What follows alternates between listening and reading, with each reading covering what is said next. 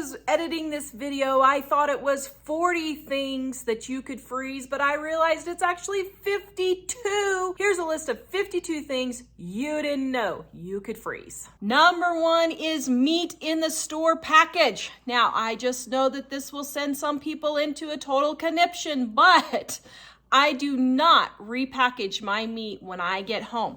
I just throw it directly in my freezer in the store package already. I keep rotating my meat. I will just start using all the meat on the top, work my way down. The new stuff I know goes on top, and I'll just keep going down using the old stuff. Just keep rotating, or vice versa, however you want to do that. But I really don't keep meat more than 6-9 months in my freezer. Occasionally I will get some rogue piece of meat that gets stuck in the back or whatever, but I've been doing this for 20 years. I have never had an issue with freezer burn ever.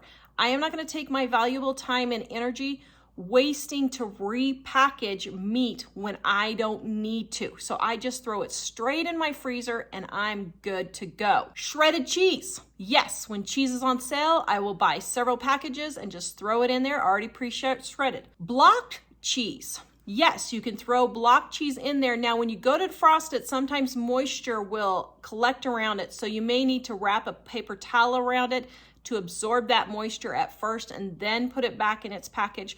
But block cheese is perfectly fine to freeze. Milk. I freeze milk all the time. The little indentation on the side of the plastic milk jugs just pops out, so I don't even empty any out anymore. If you're concerned about it, you can pour 1/4 cup or 1/2 cup of milk out and then freeze it. But I just throw my milk in the freezer when it's on sale. It was on sale for $1.77 for a gallon. So I got a couple of gallons because I had room in my freezer and put it in my freezer. Then when you take your milk out, just let it defrost and shake it up really well, and the cream and the milk will come back together. If you see clumps in there, that is the cream that is separated from the milk. So just shake it up really hard, really good, and your milk will be right back to normal. Sour milk. When milk goes sour, do not throw it away. I freeze it in ice cube trays, and then what I do is I take those milk cubes and I put them in Ziploc bags, and they are 2 tablespoons of milk. Each ice cube is a tablespoon of milk. Then I know when I need 1/4 cup of milk, I can just take 2 cubes, defrost them in the microwave, and use them in my muffins. What can you use sour milk for? I'm doing a whole nother video on that, but you can make buttermilk pancakes, you can make muffins, you can put it in bread, you can put it in waffles, you could do it in quick breads like banana breads. Any of those types of baked goods all use sour milk, and it makes it taste so good because it makes your breads light and fluffy. Half and half. If you use half and half or cream in your coffee, you can freeze that also. Avocados. Yes, you can freeze avocados.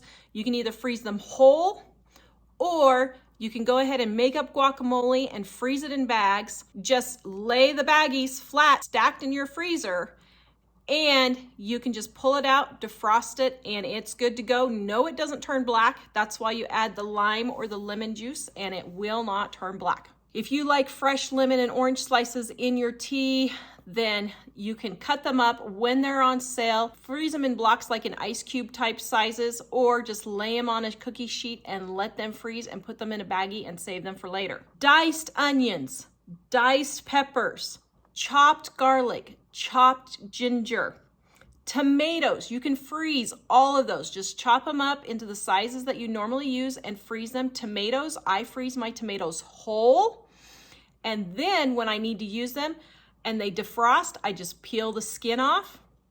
It just slides right off, and then I just use them in my spaghetti sauce or whatever sauces I'm using it for. You can also make up the spaghetti sauce and freeze the spaghetti sauce, or you can make it into salsa and freeze the salsa also. Bread, any types of bread you can freeze.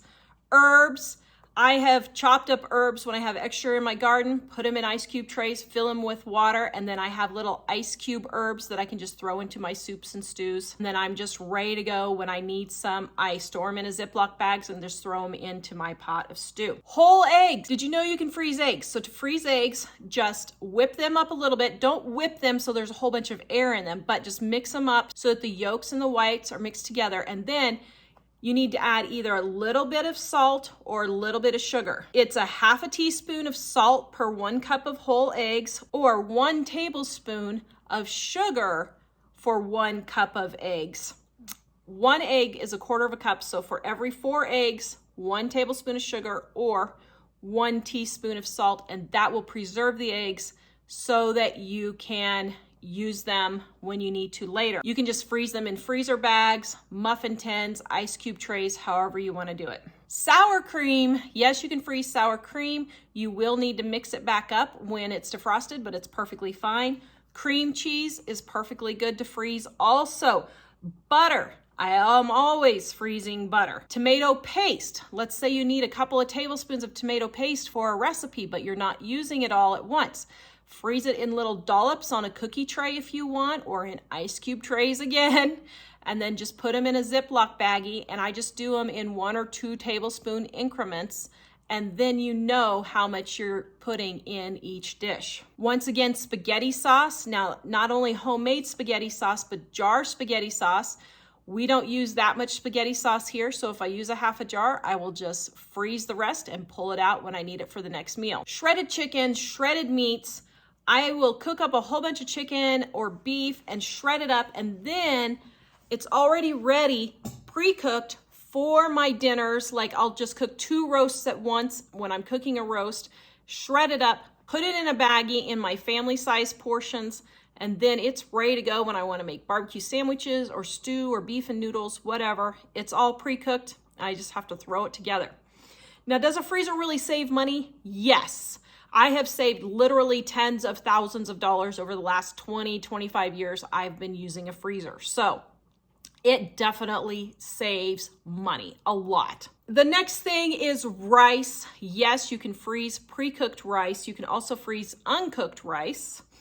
Pre-made sandwiches like peanut butter and jelly sandwiches, turkey sandwiches. I would not put the lettuce on there if you're doing a sandwich, but you could put or tomatoes, but you could put the turkey sandwich with the mayonnaise and everything if you want, and just throw it in the freezer and then just add the lettuce and tomato for later. And guys, all of these recipes that I'm getting ready to tell you next are in our Dining on a Dime cookbooks. Yes, all of these you can make homemade, batch cook them if you want, and freeze them. You can freeze pancakes, you can freeze waffles, you can freeze leftover mashed potatoes. Freeze these in individual little clumps, and then you'll have a serving size for each one. You can freeze cookie dough uncooked. You can freeze frosting, and you can freeze cake also, and you can freeze the frosting and the cake together if you want. Now, another little tip here is keep your freezer full. If your freezer isn't full of food, then put some water bottles in there. The more your freezer is full, then the more efficient your freezer is to run. You can freeze black bananas. I just throw the whole banana with the peel in the freezer. Then I take it out, let it defrost, and it just take off the end, and it just squeezes out the end of the banana. I know it seems weird, but that's how I make my banana bread, and it's already pre-mashed. Okay, so see how it's squishy, it's defrosted. So you can peel it like this, or you can take the end off and just squish it all out. Yeast. If you don't bake a lot, put your yeast in the freezer. I have had yeast for 5 years in my freezer, and it's perfectly fine. That's why I buy it in the big 1-pound packages, because I just save it and just keep it in my freezer. Yogurt. Yes, you can freeze yogurt. Pesto, wine. Put pesto and wine in the little ice cube trays again, and that'll give you portion size servings. What do you do if there's a power outage? Keep your freezer closed. If you have a power outage, just try not to open it as much as possible.